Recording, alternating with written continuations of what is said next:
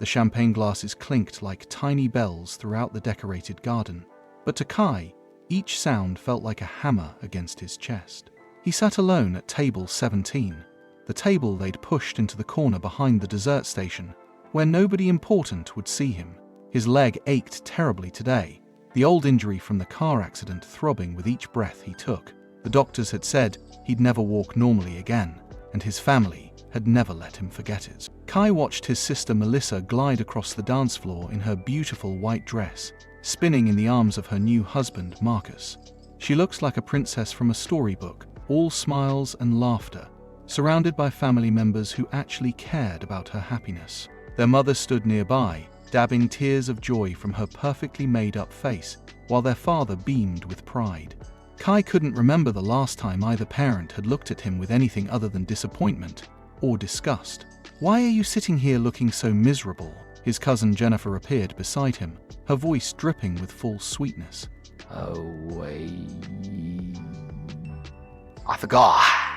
"Nobody actually wants you here. Mother Helena only invited you because it would look bad if the family Omega didn't show up to his own sister's wedding." Kai bit his lip, refusing to give her the satisfaction of a response.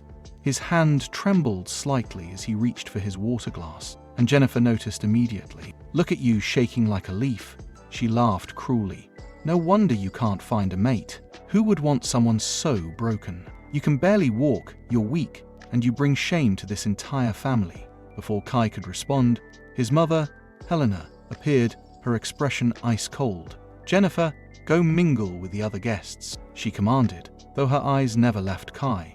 Once Jennifer walked away, Helena leaned down close to her son's ear. "I see you've managed to ruin your sister's special day just by existing here. That outfit looks terrible on you, by the way. I specifically told you to wear something that wouldn't draw attention, and yet here you are, looking like you belong at a funeral instead of a wedding." "Mother, I wore exactly what you told me to wear," Kai whispered, his voice barely audible above the music. "Don't talk back to me," Helena hissed. "You're already an embarrassment with that limp of yours. The least you could do is sit here quietly and not make things worse. Several guests have already asked me about you, wondering why my son looks so pathetic. Do you know how that makes me feel? Do you know how hard I've worked to maintain this family's reputation?" Kai's father, Richard, joined them, his face red from the champagne. "What's going on here? Helena, why are you wasting time with him? We have important guests to attend to." "I was just reminding our son about proper behavior," Helena said coldly. "Though I don't know why I bother. He's never understood what it means to be part of this family." Richard glanced at Chi with barely concealed disgust. "Just stay out of sight. Your sister deserves to have her perfect day without your presence ruining the photographs. We've already made sure the photographer knows to avoid your table." They walked away together, leaving Kai sitting alone with tears burning in his eyes. He blinked them back furiously, refusing to cry here where anyone could see. Around him, the celebration continued as though nothing had happened. Music played, people danced, and laughter filled the air. But Kai felt completely invisible, except when someone wanted to remind him how worthless he was. His younger brother Thomas approached next, carrying a plate of cake. "Hey, Chai," he said, his voice gentler than the others. "Are you okay? I saw Mum and Dad talking to you." For a moment, Kai felt hope bloom in his chest. Maybe Thomas actually cared. Maybe someone in this family saw him as more than just a mistake. But then Thomas continued, "Look, I know they're hard on you, but you have to understand their position. Having a son who's, well, damaged, it affects all of us. Melissa almost didn't invite you today because she was worried about what her husband's family would think. They're very traditional, very powerful, and Omega, who can't even walk properly, doesn't exactly fit the image." The hope died instantly. "I understand," Kai said quietly. "I'll leave after the cake cutting. That would probably be best," Thomas agreed, relief flooding his features. "Thanks for understanding. You're not so bad, really. Just unlucky. As if the car accident had been Kai's fault. As if he'd chosen to have his leg crushed when a drunk driver ran a red light. As if he'd wanted to become the family's greatest shame. After Thomas left, Kai pulled out his phone with shaking hands. He scrolled through his contacts until he found the name that made his heart skip. Dante. They'd met 6 months ago at a coffee shop.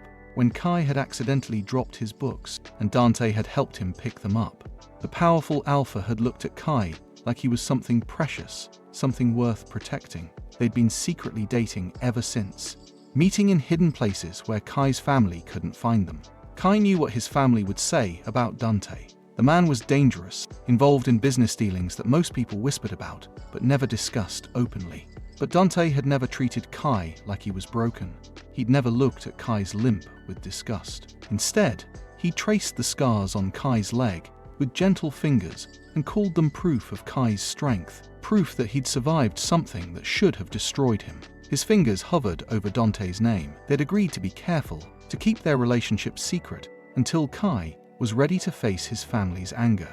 But right now, sitting alone at this wedding, while everyone he'd ever known treated him like garbage, Kai didn't care about being careful anymore. He typed out a message, "I need you. Melissa's wedding at the Grandview Estate Garden. Please come." The response came within seconds. "On my way, my love. Hold on."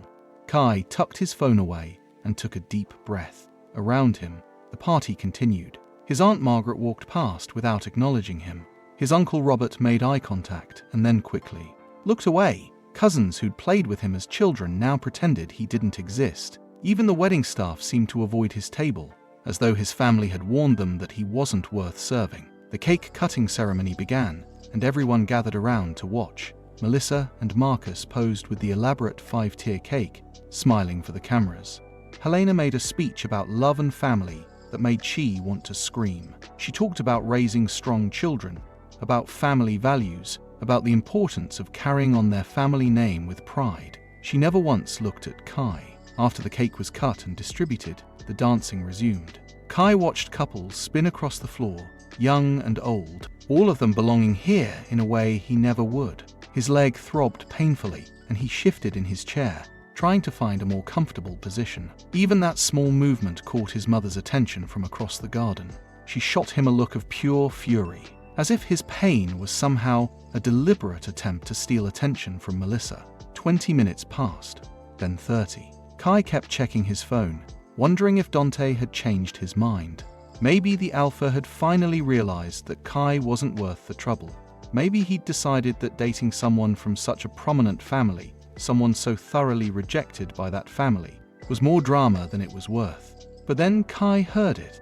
The sound of car doors slamming, multiple car doors, heavy footsteps approaching through the garden entrance. The music seemed to falter slightly as several large men in dark suits appeared at the garden gates. And walking in the center of them, looking like he owned the entire world, was Dante. Kai's breath caught in his throat. He'd seen Dante in expensive clothes before, but never like this. The alpha wore a perfectly tailored black suit that probably cost more than everything Kai owned. His dark hair was styled back, revealing sharp features and eyes that could freeze someone with a single glance. He moved with the confidence of someone who'd never been afraid of anything in his entire life. The men surrounding him were clearly bodyguards, and they scanned the crowd with professional efficiency. The entire wedding fell silent. Conversations stopped mid-sentence. Dancers froze on the floor. Even the hired band trailed off uncertainly. Dante's eyes swept across the garden until they found Kai. His expression softened instantly, transforming from dangerous to tender in a heartbeat. He crossed the space between them with purposeful strides, his guards following close behind. Helena appeared in his path, her face pale but determined. "Excuse me, this is a private event. You can't just move," Dante said simply, his voice calm but carrying the weight of absolute authority. Helena moved. Kai's heart pounded as Dante reached his table. The alpha knelt down beside Kai's chair, completely ignoring every single person staring at them. "My love," he said softly, his hand cupping Kai's face with infinite gentleness. "Are you all right?" The garden remained frozen in shocked silence as Dante touched Kai's face with a tenderness that seemed impossible from someone so clearly dangerous. Kai felt tears finally spill down his cheeks, all the pain and humiliation of the evening overwhelming him at once. He'd been holding everything inside for hours, being strong and silent like his family demanded, but Dante's kindness broke through all his careful walls. "They hurt you," Dante said, and it wasn't a question. His dark eyes scanned Kai's face, reading every emotion written there. Tell me who. Tell me what they said. Dante, you shouldn't have come, Kai whispered, though his hand reached up to cover Dante's, desperate for the contact. This will only make things worse for me. Worse? Dante's voice carried across the silent garden, no longer soft. How could things possibly be worse than what I'm seeing right now? You're sitting here alone crying while your entire family celebrates without you. Look at this table. Look where they put you. Hidden away like you're something shameful. Richard finally found his voice. Now see here, I don't know who you think you are, but you need to leave immediately. This is a family event. Dante stood slowly, turning to face Kai's father. The movement was fluid and controlled, but somehow threatening. His bodyguards shifted position, creating a protective circle around both Dante and Kai. I know exactly who I am.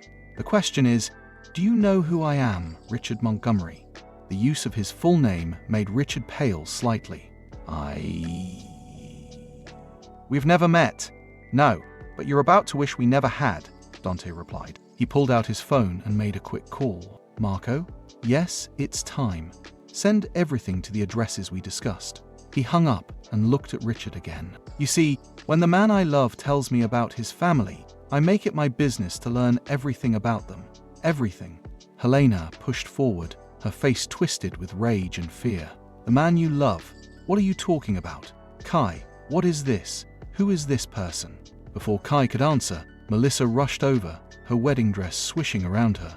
Mother, that's Dante Moretti. Oh God, he's the head of the Moretti family. Her voice dropped to a terrified whisper.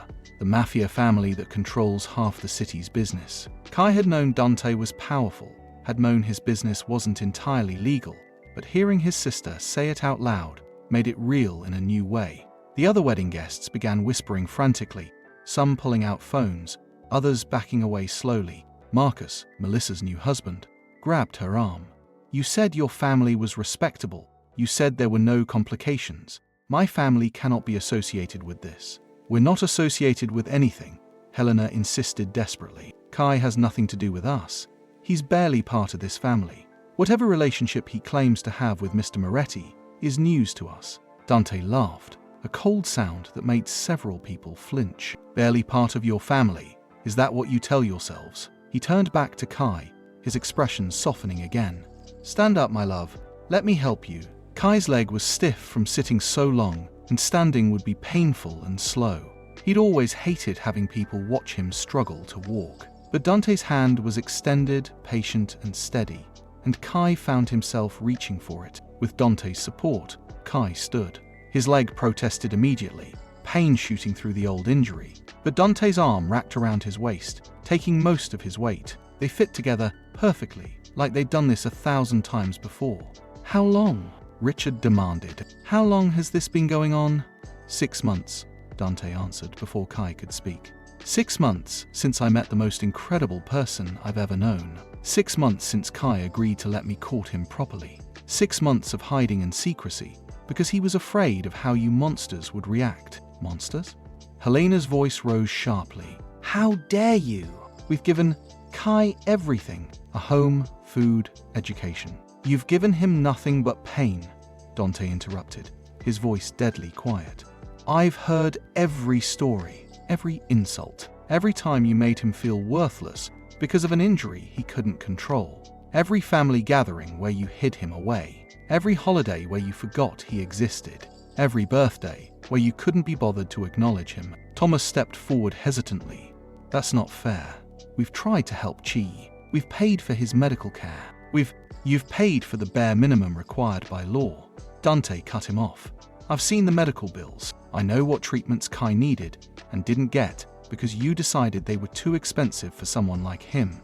I know about the physical therapy you cancelled. I know about the surgery that could have improved his mobility that you refused to even discuss. Kai felt his chest tighten. He'd never told Dante about that surgery. How did you... I told you, my love. When I care about someone, I learn everything. Dante's hand squeezed Kai's gently. The surgery is scheduled for next month, by the way. The best doctors in the country, already paid for. The tears came harder now, and Kai didn't try to stop them. All these years he'd believed his family when they said nothing more could be done. that he should be grateful for what he had. But they'd lied. They'd let him suffer when they could have helped. Helena's face contorted with rage. You can't just waltz in here and steal my son. Kai is coming home with us after this wedding. Whatever fantasy relationship you think you have with him is over. Is it? Dante asked mildly. He looked down at Kai. Do you want to go home with them, my love? Back to that house where they keep you in the smallest room? Back to being invisible and unwanted? Or do you want to come with me? I have a home waiting for you. A real home where you'll be treasured every single day. Where you'll never have to hide or apologize for existing. The choice is yours, Kai. It's always been yours.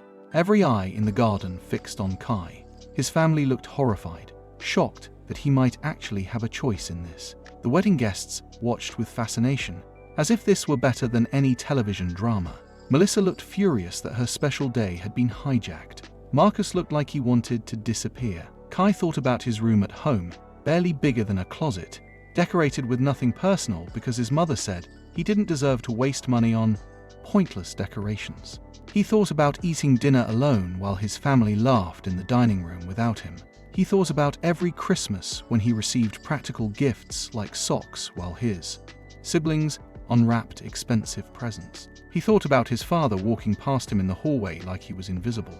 Then he thought about Dante, about their secret coffee dates, where Dante listened to every word Kai said as it mattered, about the way Dante always made sure the restaurants they visited had comfortable seating so Kai's leg wouldn't hurt, about how Dante had once carried Kai up 4 flights of stairs when the elevator was broken, refusing to let Kai struggle, about the simple fact that Dante saw him as a complete person worthy of love. I choose you, Kai said, his voice stronger than it had been all night. I choose to leave with Dante, Helena gasped as Kai had physically struck her. You ungrateful child. After everything we've done for you, you'd throw away your family for some criminal? Some criminal? Some criminal? Dante repeated, his eyebrow raised. Let me tell you about criminals, Mrs. Montgomery. I've spent the last few months investigating your family. Would you like to know what I found? Richard's face went white. That's none of your business. Oh, but it is, Dante said pleasantly. You see, I don't appreciate people hurting what belongs to me. And Kai belongs to me, just as I belong to him. So when I learned how badly you've all treated him, I decided to do some digging. Imagine my surprise when I discovered that your precious family business is held together with fraud, tax evasion, and embezzlement. The whispers among the wedding guests grew louder. Marcus's family members looked scandalized. Melissa burst into tears. You're lying, Helena insisted, but her voice shook. Am I? Dante pulled out his phone again and began reading. Falsified tax returns for the last 7 years. Unreported income from offshore accounts.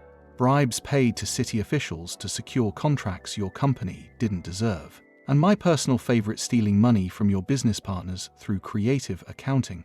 Should I continue? This is slander, Richard blustered. I'll sue you for every penny you have. Sue me with what money? Dante asked. The money you're about to lose when all of this information reaches the proper authorities. Oh, don't worry. I've already made copies. The district attorney will have a very interesting file on his desk first thing Monday morning. If you're listening right now, help me prove something wrong. My mother said I wouldn't reach 1,000 subscribers, but stories like this deserve to be heard. Help me show her that these stories matter. The wedding had descended into complete chaos. Marcus's family was demanding answers from Melissa, who sobbed into her ruined cake. Several guests had already left, not wanting to be associated with the unfolding scandal. Helena and Richard stood frozen, their perfect family image crumbling around them like sand. But Kai felt lighter than he had in years, standing there with Dante's arm around him, watching his family finally face consequences for their cruelty. He felt something he'd almost forgotten existed. Hope. Wait, Thomas said suddenly, stepping forward with his hands raised. Please, Mr. Moretti. Can't we discuss this reasonably? Maybe we've made mistakes with Kai, but destroying our entire family seems excessive. Surely we can come to some arrangement. Dante tilted his head, considering. An arrangement? What exactly are you offering? Whatever you want, Thomas said desperately. Money? Business connections? We have resources that could be valuable to you. Just please don't send that information to the authorities. Think about what this will do to innocent people. Melissa just got married. She had nothing to do with any financial decisions. Interesting, Dante mused. So when Kai begged for help, for basic medical care, for simple kindness, you all said he was asking for too much. But now that your own comfort is threatened, suddenly negotiation is possible. Kai found his voice. Dante, wait. Everyone looked at him in surprise. I want to say something to them, to all of them. Dante nodded, staying close, but letting Kai stand on his own, ready to support him, if needed. Kai looked at his family, really looked at them, and for the first time saw them clearly. They weren't powerful or important. They were small, scared people who'd built their worth on money and reputation because they had nothing real inside them. My whole life, I thought something was wrong with me. I thought the accident made me worthless, that I deserved how you treated me. But it wasn't me. It was never me. You're the broken ones. Helena's face flushed with anger. How dare you speak to us that way? We're your parents. You're the people who gave birth to me, Kai corrected. But you've never been parents. Parents protect their children. They love them. They make them feel safe. You did none of those things. You made me feel like being alive was a burden I should apologize for every single day. We gave you a home, Richard insisted. You gave me a room to exist in, Kai shot back. There's a difference. A home is where you belong. I never belonged with you. You made sure I knew that constantly. Melissa stopped crying long enough to glare at Kai. This is your fault. My wedding is ruined because of you. Everything was perfect until you had to make it about yourself, like always. Kai actually laughed, surprising himself. Make it about myself. Melissa, I sat in the corner alone for hours. I didn't talk to anyone unless they came to insult me first. The only thing I did was exist, and apparently even that was too much for you on your special day.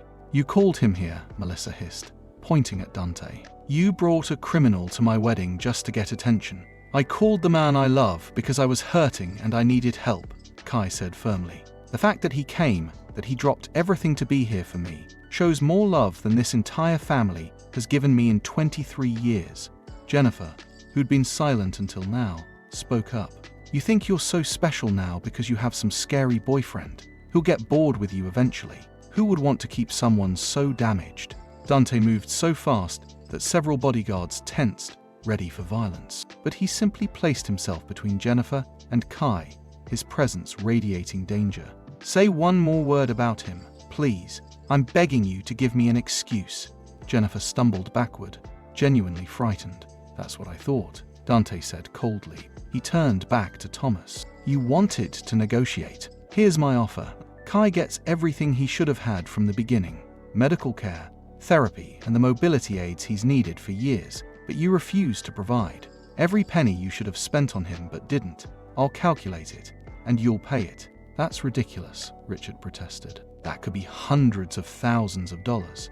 Then you'd better start selling assets, Dante replied calmly.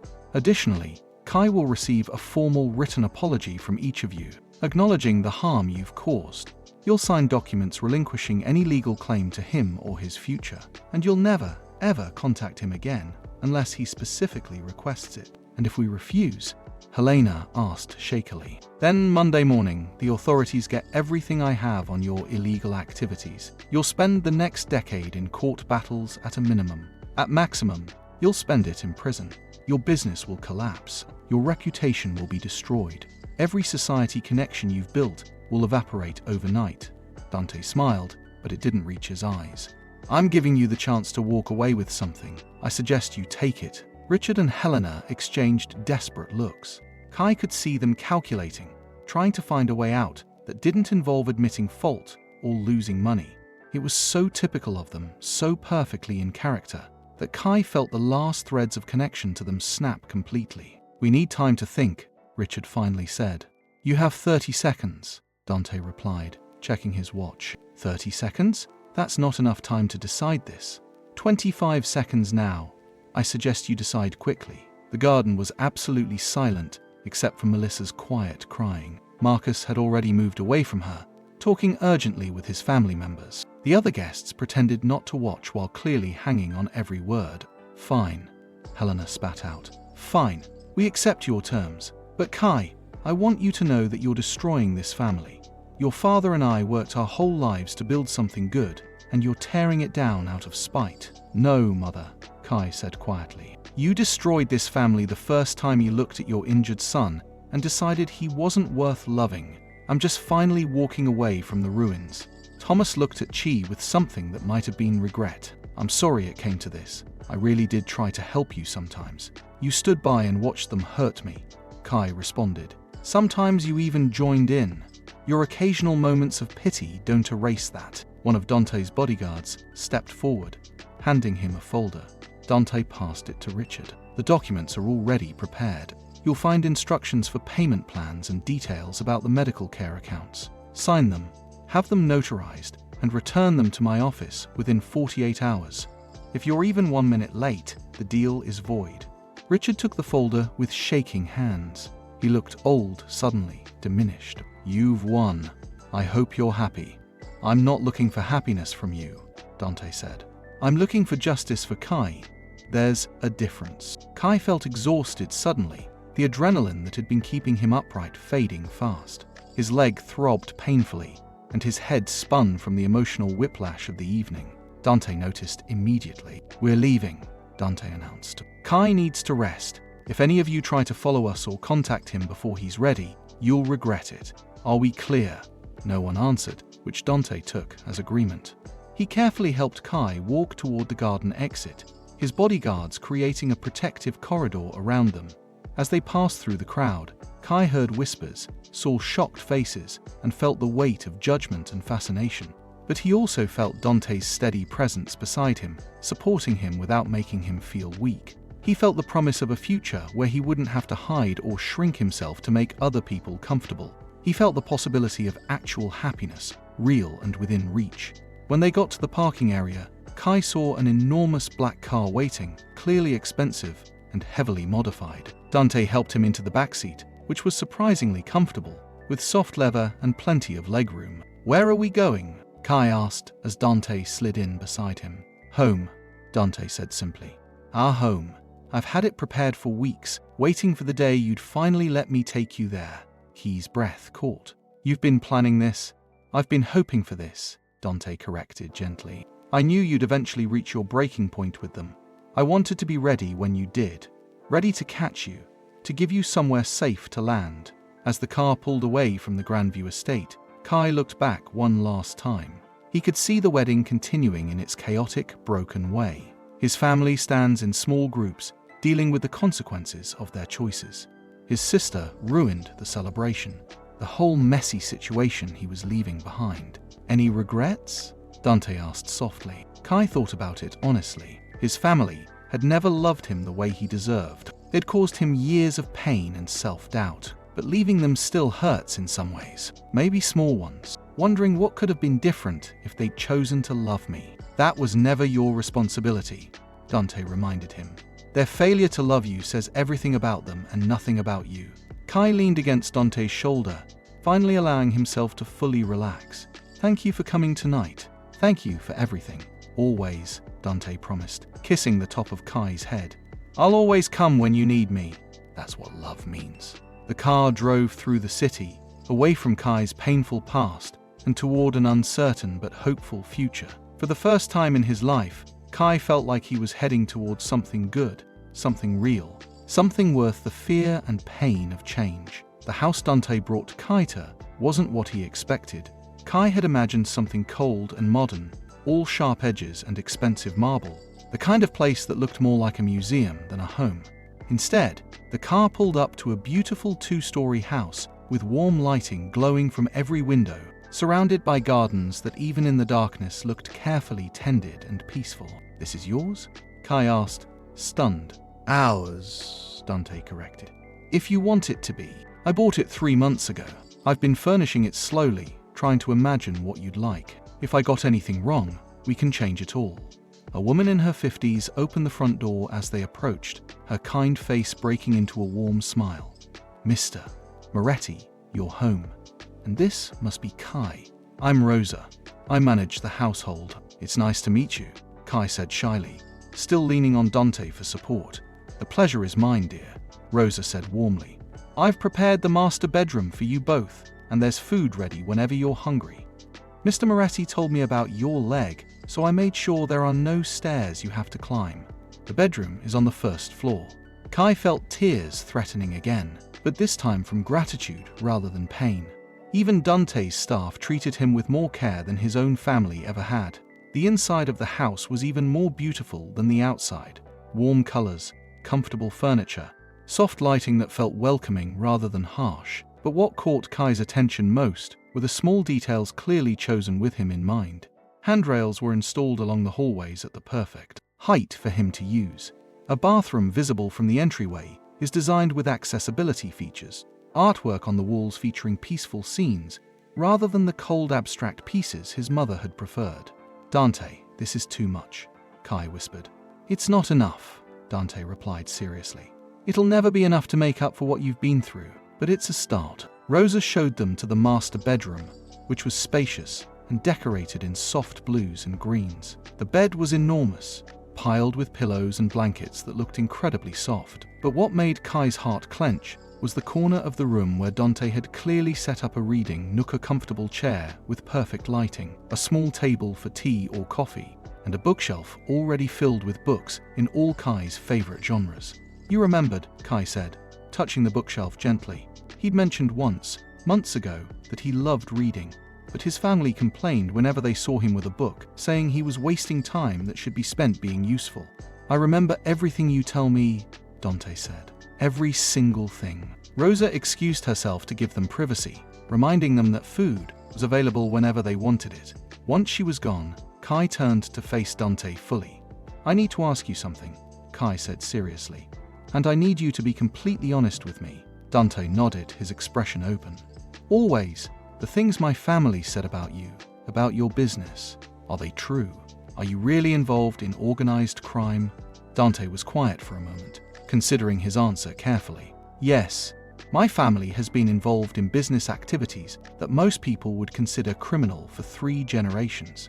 I won't lie to you about that, but I also won't involve you in any of it unless you want to know more. You can have a completely normal life, Kai. Safe, protected, free from all of that.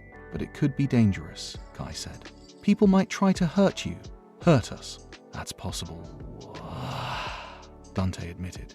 But I've been doing this my whole life. I have resources, security, and ways to keep the people I love safe. And I promise you, Kai, I would die before I let anyone harm you. Kai believed him.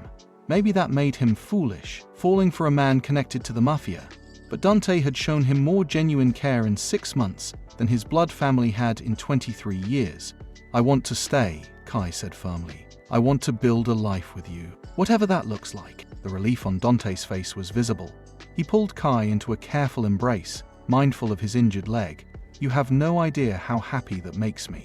I've been terrified you'd change your mind, that you'd decide I was too dangerous or too complicated. You're the least complicated thing in my life right now, Kai laughed shakily.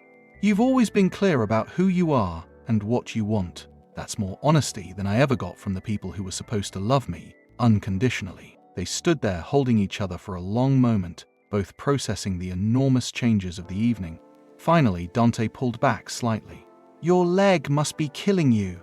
Let me help you get comfortable, and then we should talk about next steps. Dante helped Kai change into comfortable clothes that had been left in the bedroom again, perfectly sized, clearly chosen specifically for Chi. Once Kai was settled on the bed with pillows supporting his injured leg, Dante sat beside him. The surgery I mentioned earlier, Dante began. I've consulted with 3 different specialists. They all agree that there's a procedure that could significantly reduce your pain and improve your mobility. It won't fix everything, but it could help a lot. Why didn't my family's doctors tell me about this? Kai asked, though he already suspected the answer.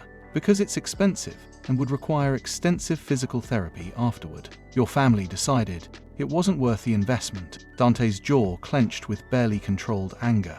But I'm not your family. If you want the surgery, we'll do it. If you don't, that's fine too. It's completely your choice. Kai had spent years believing he would always be in pain, that his limp would always mark him as broken. The possibility of improvement felt almost too good to be true. I want it. I want the surgery. Then we'll schedule it as soon as possible, Dante promised.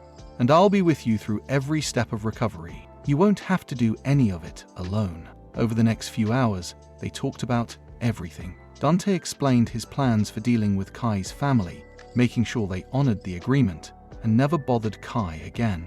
He talked about his own family, his parents who had passed away years ago, and his younger sister who managed legitimate business interests in another city. He was honest about the dangers of his lifestyle, but also about the protections he could provide.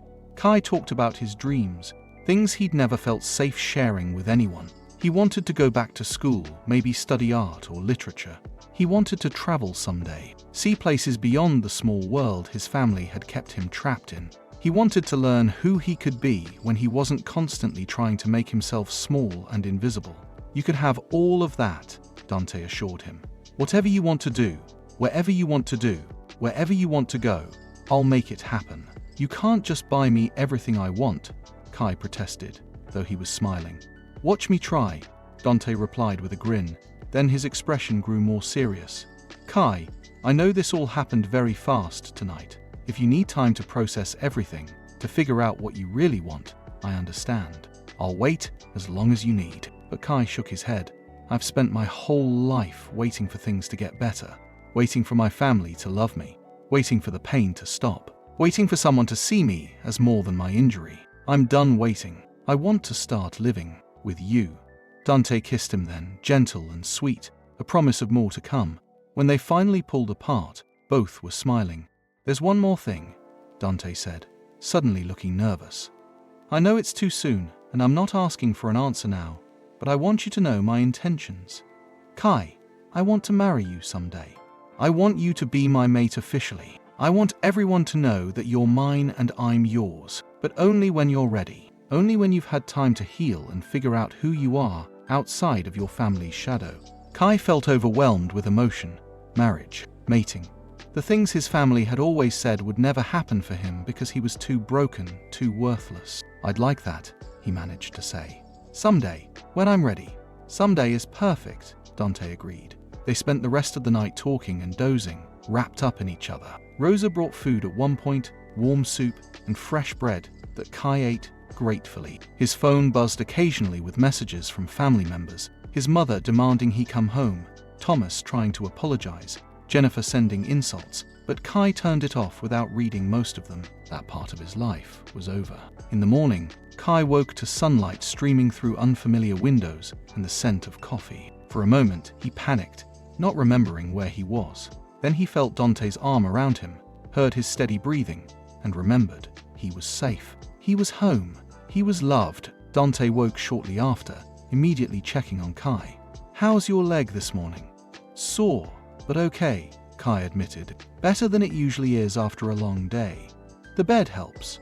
I had it specially made to provide better support." Dante stretched, then stood and offered Kai his hand. "Come on, I want to show you something." With Dante's help, Kai made his way to the kitchen, where Rosa had prepared an elaborate breakfast. But Dante led him past the food to the back door, opening it to reveal a beautiful garden bathed in morning light. "I had this designed specifically for you," Dante explained. "All the paths are smooth and level, perfect for walking without risking falls. There are benches every few feet if you need to rest. And see that corner there? That's going to be a small art studio. I thought maybe you'd like a place to paint or draw, if that's something you want to explore." Kai couldn't speak. He just stared at the garden, at this beautiful space created entirely for him, with his needs and dreams in mind. This man, who'd only known him for 6 months, had put more thought and care into his happiness than his family had in his entire lifetime. "Is it too much?" Dante asked worriedly. "I know I can be overwhelming sometimes, if you don't like it." "It's perfect," Kai interrupted, his voice thick with emotion. "You're perfect. This is all perfect." They spent the morning in the garden, Kai testing out the paths, Dante pointing out different flowers and plants he'd chosen. Later, they ate breakfast together, talking about plans for the week. Dante had meetings he couldn't cancel, but he'd arranged for a nurse to check on Kai during the day, and Rosa would be available if he needed anything. "I don't need a nurse," Kai protested. "I can take care of myself." "I know you can," Dante agreed. "But humor me, at least for the first few days. while we figure out routines and get your pain management optimized. Please? Kai agreed, touched by Dante's concern. His family had always treated his medical needs like burdens they resented. Dante treated them like important priorities that deserved attention and resources. Over the next few weeks, Kai's life transformed completely. The surgery went well, better than the doctors had hoped. The recovery was painful and difficult, but Dante was there for every physical therapy session, every moment of frustration and pain. He held Kai when he cried from the effort, celebrated every small improvement, and never once made him feel like he was too much or not enough. Kie's family honored the agreement Dante had forced them into. The money for medical care came through on time. The written apologies arrived, though Kai barely glanced at them before filing them away. They felt hollow, words without genuine remorse behind them. His family didn't contact him otherwise, and Kai found he didn't miss them at all. What surprised him most was discovering who he was without their voices in his head constantly telling him he was worthless. He enrolled in online classes, studying art history and creative writing. He spent hours in his studio, learning to paint and finding joy in creating beauty. He made friends through online communities, people who knew him only as Kai, not as the damaged Omega from the Montgomery family. Dante's sister, Sophia, came to visit, bringing warmth and acceptance, along with embarrassing stories about Dante as a child. She welcomed Kai into the family without hesitation, treating him like the precious gift Dante clearly considered him to be. 6 months after that disastrous wedding, Kai's physical therapy had progressed to the point where he could walk with only a slight limp and without pain for the first time in years. To celebrate, Dante took him to a beautiful restaurant overlooking the city. Over dessert, Dante pulled out a small box. "I know I said I'd wait until you were ready, but I think maybe you are now, or maybe I'm just too impatient." He opened the box to reveal a simple but elegant ring. "Kai Montgomery, will you marry me? Will you be my mate, my partner, my family?" Kai looked at the ring, then at Dante's hopeful face, then thought about everything that had led him to this moment. The pain, the rejection, the years of believing he was unlovable, and then the healing, the discovery of his own strength, the learning to accept real love when it was offered. "Yes," Kai said, his smile bright and genuine. "Yes, I'll marry you. I already am your family. You're mine too." Dante slipped the ring onto Kai's finger, and they kissed there in the restaurant, while other diners applauded. Later, walking through the city together, Kai felt a sense of peace he'd never experienced before. His family had tried to break him, had spent years making him feel worthless and small, but they'd failed. He'd survived, found love, and built a new life from the ashes of their rejection. The revenge Dante had taken on them paled in comparison to the revenge of Chi living well, living happily, living freely. He'd been betrayed by the people who should have protected him, but he'd healed, found real family in Dante and Sophia and Rosa and the life they'd built together. And in that healing, in that joy, he found something better than revenge. He found himself. If you enjoyed this story, please subscribe and hit the notification bell so you never miss our next emotional journey. Share this story with someone who needs to hear that they deserve love and happiness no matter what anyone has told them. Leave a comment telling me which part touched your heart the most. And remember, sometimes the family we choose is better than the family we're born into. Thank you for listening, and I'll see you in the next story.